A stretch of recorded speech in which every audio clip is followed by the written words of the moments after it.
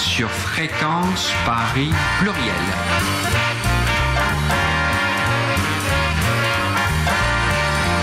« 106.3 FM.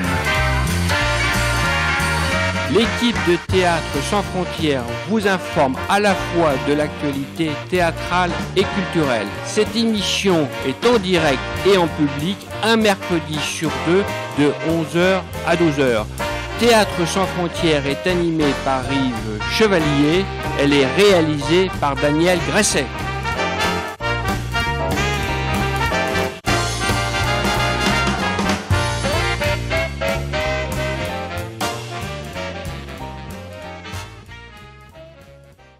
Bonjour, vous êtes dans l'émission Théâtre sans frontières sur la radio Fréquence Paris Pluriel. C'est une radio associative qui existe depuis 20 ans. Eh oui, c'est Champagne. Champagne, félicitations, joyeux anniversaire. C'est vrai que de dire le mot Champagne le 11 novembre, c'est un peu politiquement incorrect. Hein. Oui, mais ça fait du bien. Voilà, exactement.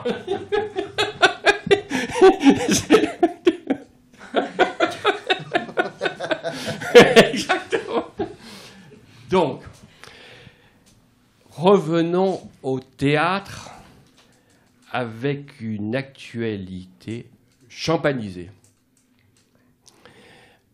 Donc, la création contemporaine et classique sont à l'honneur. Avant de vous présenter nos invités, un peu de promo. Parce que dans une radio associative, à mon sens, il est indispensable d'augmenter sa visibilité. On a un esprit pragmatique, pour ne pas dire un autre mot. Et pour ceci, nous avons un site citoyen, un site partenaire. C'est www.desgens.net. www.desgens.net, qui est dirigé par Salvatore Ursini, qui est le rédacteur en chef de ce site partenaire. Il est également compositeur, parolier, et il a sorti un CD, c'est Duo d'absinthe. Et je le dis parce qu'il ne m'a pas demandé de le dire. Et dans cet esprit-là, ils ne m'ont pas demandé de le dire. Devant moi, j'ai deux Einstein du son. Ils ne m'ont pas demandé d'en parler. C'est pour ça que je le fais. Claude Olivier, si vous avez des concerts, je pense surtout à la musique baroque, la musique classique. Donc vous me téléphonez et je vous donnerai ses coordonnées. Et puis à Daniel Gresset, qui est né dans le son, c'est le Einstein du son. Voilà.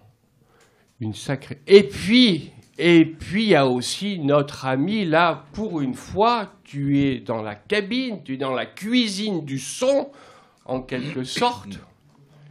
Tu as notre ami Jean-Luc, qui est comédien, qui est thérapeute. C'est l'Arsène Lupin de l'amour du 16e. Voilà. Alors, comment va se dérouler cette escapade théâtrale? En deux parties. De 11h à 11h30, nous allons parler de l'un des succès de cette année 2015. C'est l'un des grands succès. On peut le dire. Hein?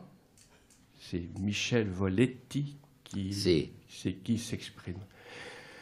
Donc cette pépite théâtrale, c'est 1, 2, 3 Soleil, qui est joué au théâtre du Ranelagh. Et cette pièce, cette pépite est écrite par Christelle Georges. C'est ça. Et on parlera un peu de votre parcours, de votre beau parcours.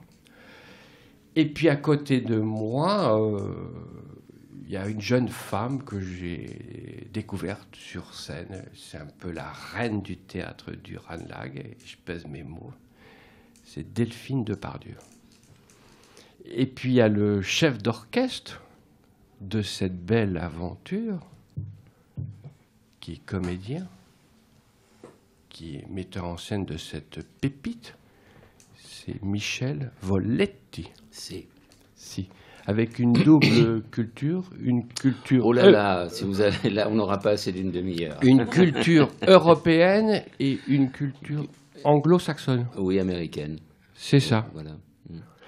Et vous avez dirigé à une époque le théâtre Actéon. L'Actéon Théâtre. Oui. C'est l'Actéon Théâtre, qui est un lieu qui est très bien.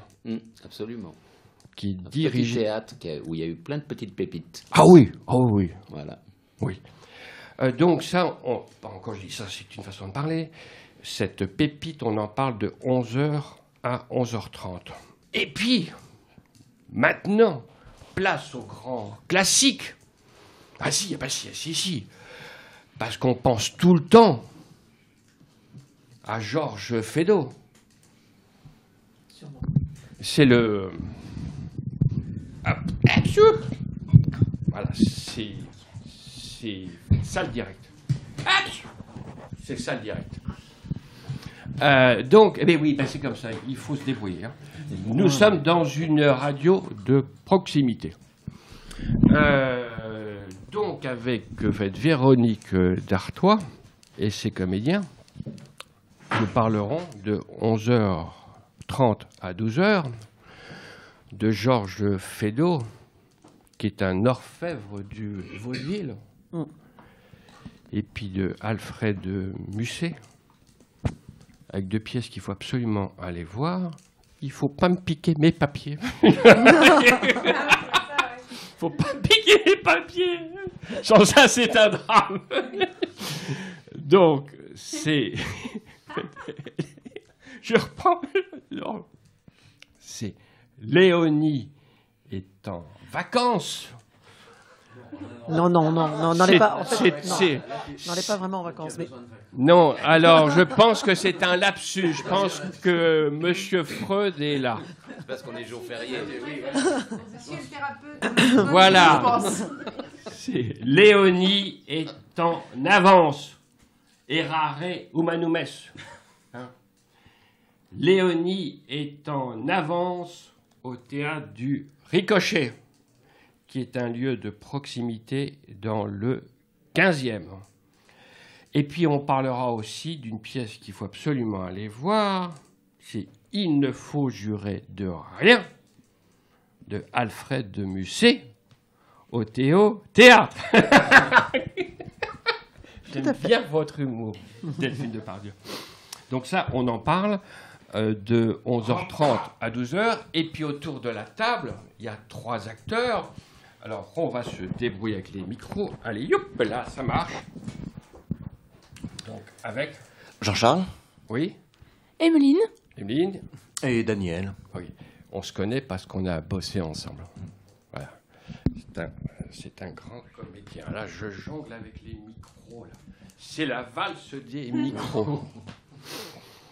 Il y avait la valse à 1000 temps. Alors maintenant, on va revenir à 1, 2, 3 soleil. Le synopsis. Après 12 ans d'absence, lassée de fuir un passé qui la hante, Claire revient dans la ville de sa jeunesse pour retrouver les siens. Elle n'est pas attendue. Pas du tout. Ce retour de la grande est l'occasion de faire face aux souvenirs d'enfance. Et Claire est interprétée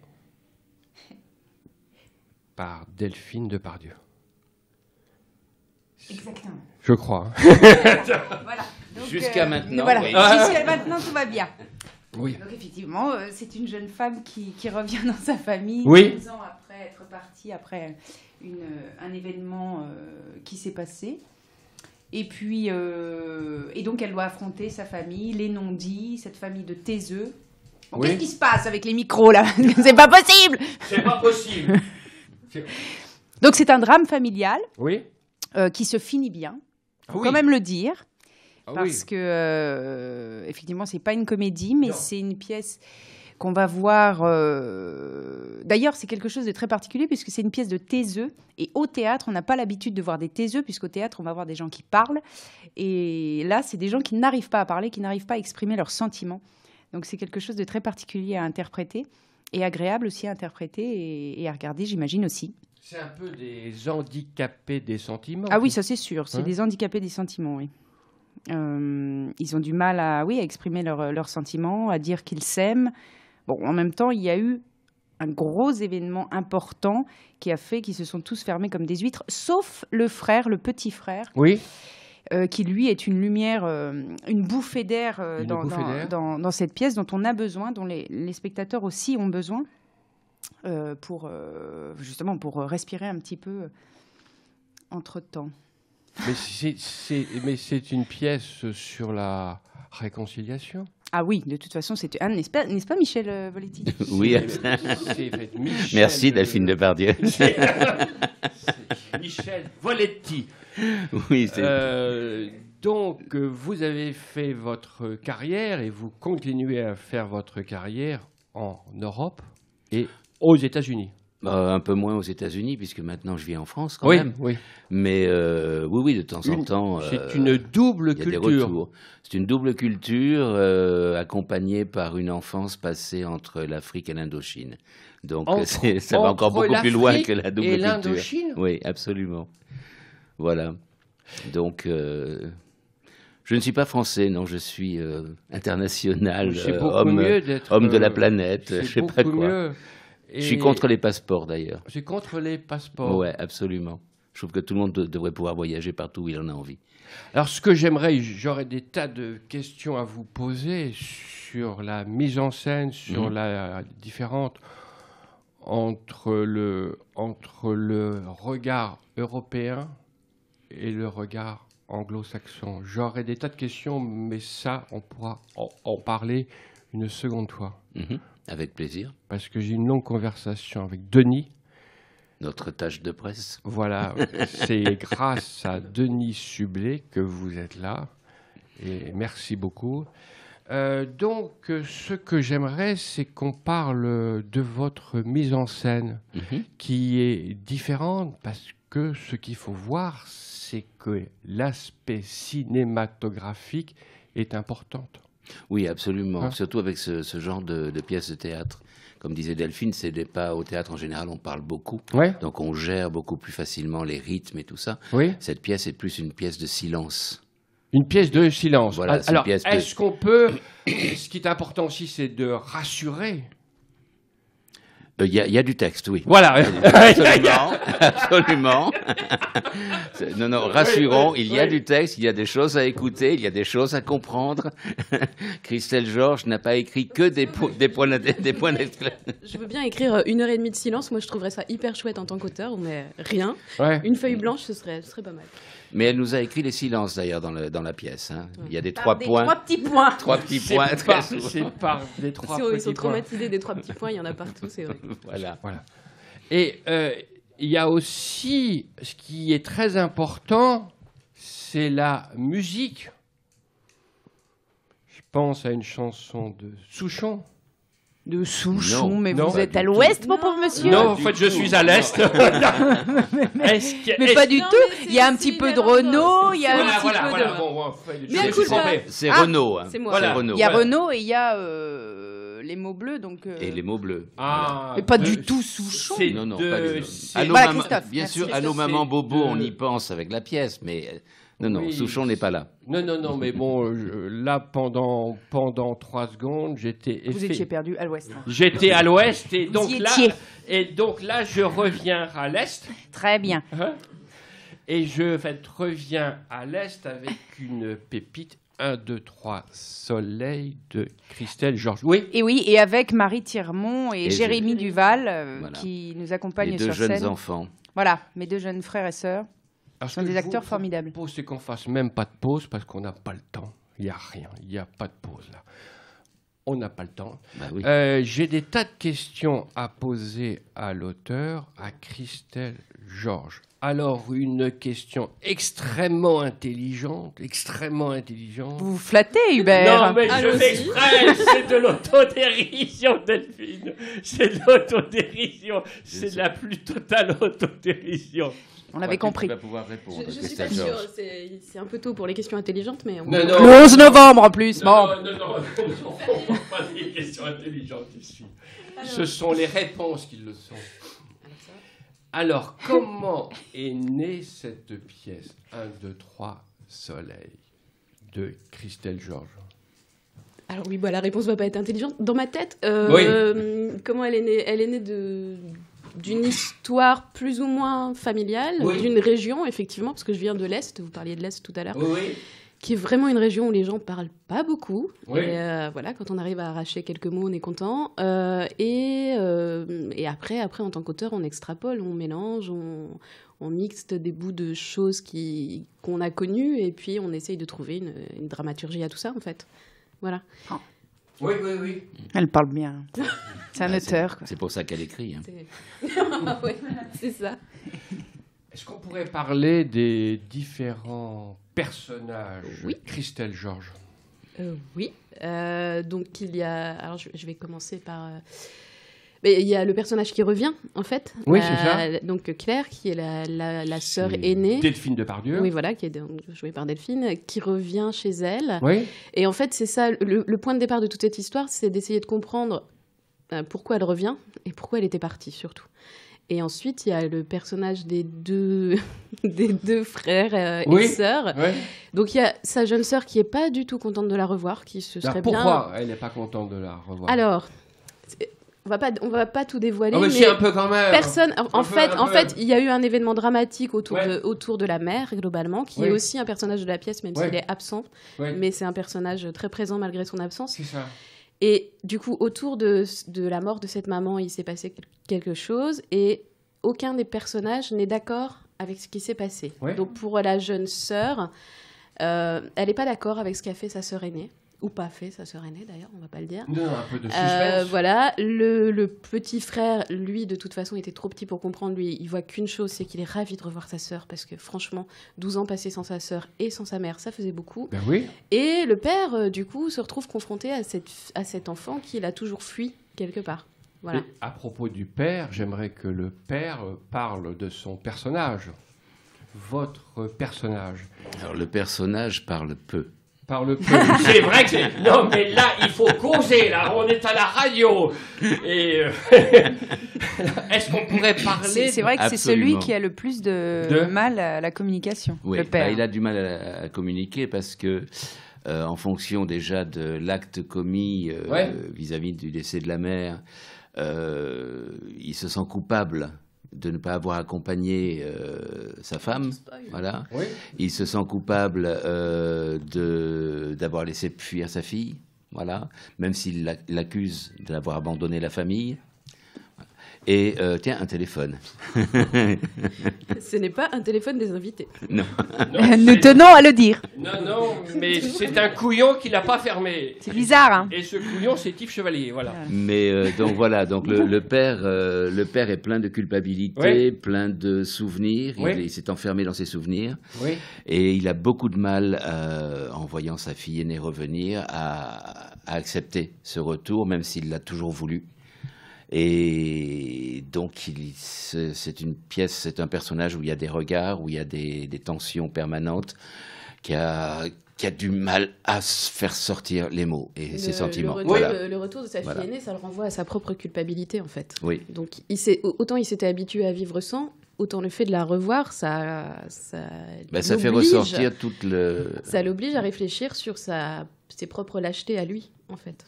Ses propres lâchetés. Lâchetés, oui. Mais elles sont humaines, ces lâchetés. Ah oui. Ah ben oui, bien sûr.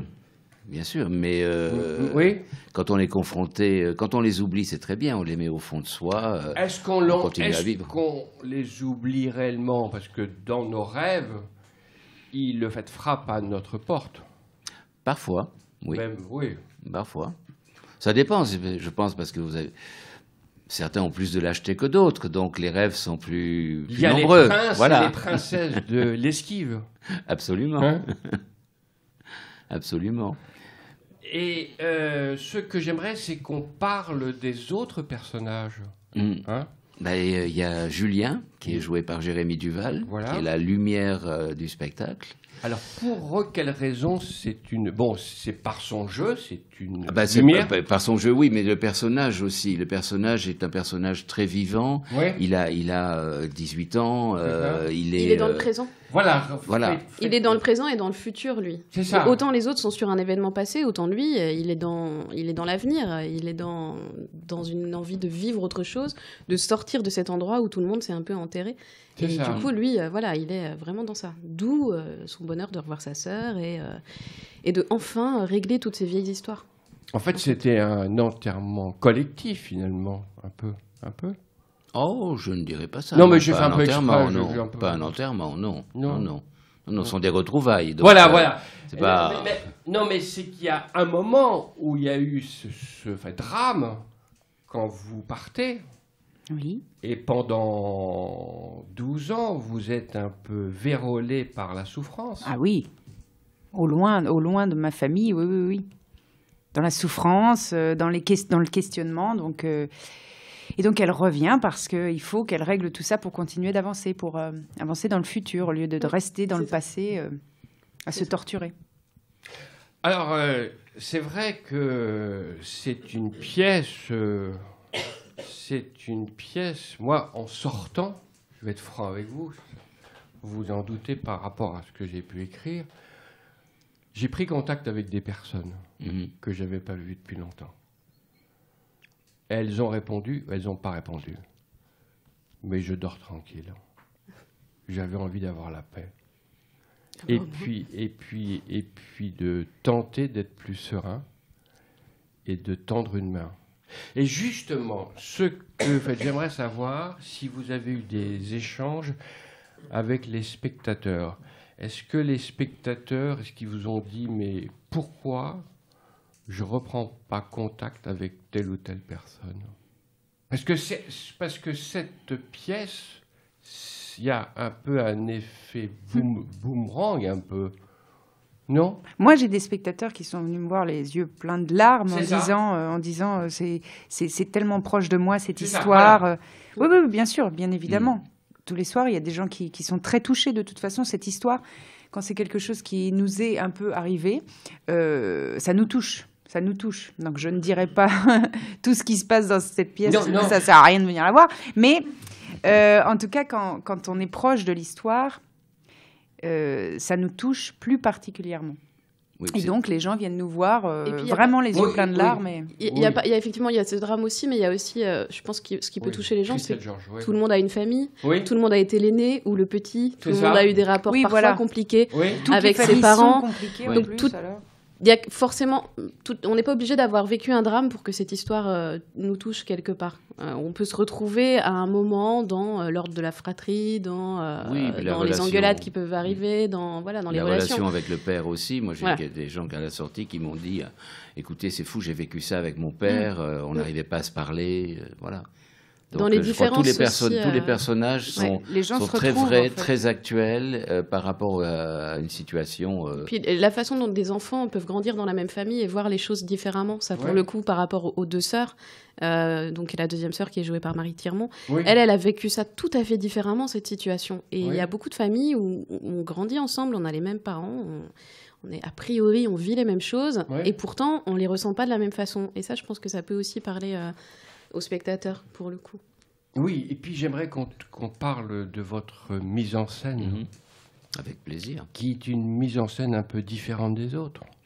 Oui et non, je pense que c'est un petit peu ma manière de travailler. Même au début, j'ai même dit aux acteurs, vous avez le droit d'être mauvais.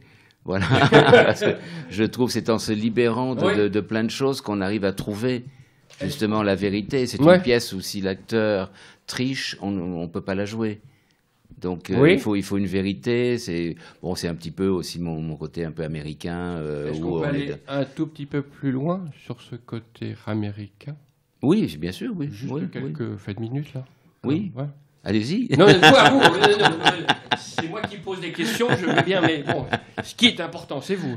Non, mais disons que à une époque où je faisais énormément de théâtre en France, à Paris, j'ai eu envie d'aller voir autre chose. J'avais déjà connu un petit peu les États-Unis et j'avais envie d'aller travailler avec ce qu'on appelle Lee Strasberg, le roi, le dieu du théâtre, le dieu de beaucoup d'acteurs et tout ça. Donc je m'étais dit, essayons, allons passer 1 an là-bas. Oui. Et après, je comptais revenir en France et créer mon école. Oui. Et puis je suis parti pour 1 an là-bas et je suis resté 12 ans. 12 ans. Voilà, en faisant de la mise en scène, en jouant en tant que comédien, aussi bien au théâtre qu'au cinéma qu'à la télévision. J'ai eu cette chance parce que j'étais pas parti pour ça du tout, du tout. Et voilà, et donc quand je suis revenu en France, j'avais tout cet acquis. En plus, ce qui a été, je trouve, positif, c'est que j'avais déjà beaucoup travaillé en France. Donc j'avais un acquis d'Européen. C'est ça. Donc cette méthode américaine m'a apporté autre chose, mais en plus de l'acquis européen. D'accord. Voilà. Une question encore très très intelligente. Quand je dis ça, c'est du second degré. Oula! Oula! Il y a tout qui tombe. Bon. Comment avez-vous découvert cette passion pour la scène, pour le théâtre et pour le cinéma? Est-ce que c'est une sœur ou une relation ou qu'est-ce qui a fait qu'un jour vous avez décidé d'être comédienne? Eh bien, c'est venu comme ça, telle une envie. Non, ce n'est pas. Enfin, effectivement, Yves, je comprends où vous voulez en venir. Non. Oui. Soyons pas débiles. Alors, effectivement, j'ai dans ma famille quelqu'un qui est comédien. Je ne sais pas si vous le connaissez. Non, je ne le connais pas. Voilà. C'est du second degré quand je dis ça. Oui. Donc, effectivement, Gérard Depardieu est mon oncle. Mais non, je n'ai pas voulu faire ce métier pour faire comme lui. C'est ce que je pensais. C'est pour ça que je vous pose la question. J'ai un papa qui est aussi dans le métier, qui est un producteur. C'est ça. Et donc, il est vrai que toute ma vie, j'ai vu des tournages. J'ai vu mon père rentrer de tournages. Ça ne parlait que de ça à la maison. Je voyais Gérard travailler, etc. Effectivement, j'ai été baignée là-dedans. Alors, peut-être que comme dans les familles de médecins, il n'y a que des médecins, finalement. Les enfants font ce que font leurs parents. Mais j'ai toujours eu envie de faire ça. J'ai jamais eu envie de faire un autre métier, danseuse, coiffeuse, vétérinaire, enfin, ce que toutes les petites filles veulent faire. Et donc, j'ai dit à mon père, je veux faire ça. Et il m'a dit, passe ton bac, fais ton école de théâtre, et après, tu seras comédienne. Et c'est ce que j'ai fait. Alors, je faisais du théâtre le mercredi et le samedi quand j'étais à l'école plus petite. Et ensuite, j'ai passé mon bac. J'ai eu mon bac littéraire option théâtre, bien évidemment. On va pas faire S. Et après, j'ai fait l'école des cours Simon. J'ai fait Jean-Laurent Cochet. Et puis, ça sonne. Alors, c'est la récré. Donc c'est pas Gérard qui Non, mais je ne pensais pas là à Fred Gérard. Juste, alors c'est ma dernière question. Quel est votre premier souffle de venir en tant qu'actrice sur scène? Est-ce que c'était à 7 ans, 8 ans, 10 ans? C'est la première fois que vous êtes montée sur scène. C'était à quel âge?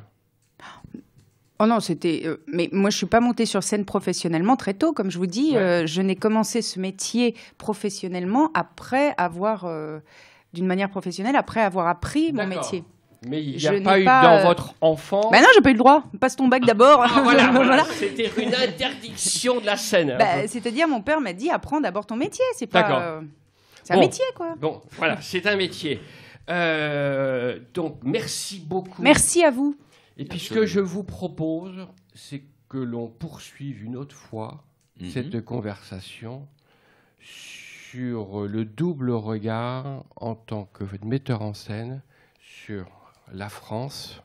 Et voilà. Je pense qu'effectivement, il faudrait une bonne après-midi d'enregistrement, Michel.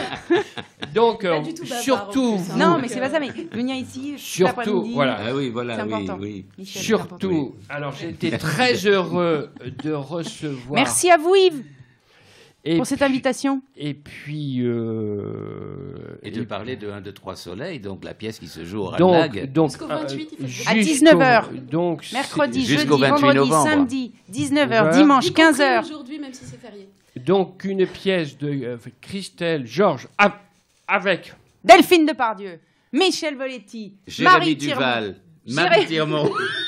Et puis, merci beaucoup à Denis Sublet. Et puis, je fais une grosse bise aussi à quelqu'un que j'aime beaucoup. J'ai un grand respect, une profonde admiration. C'est Catherine Develay. Oui, qui est la directrice du théâtre de Ranlag. C'est une sacrée, comme dirait Léo Ferré, c'est une sacrée nana. Et c'est une femme qui a énormément de courage. Voilà. Place à Fédo. Place à Fédo. Alors maintenant, place à Gréco. Et surtout, vous revenez quand vous voulez.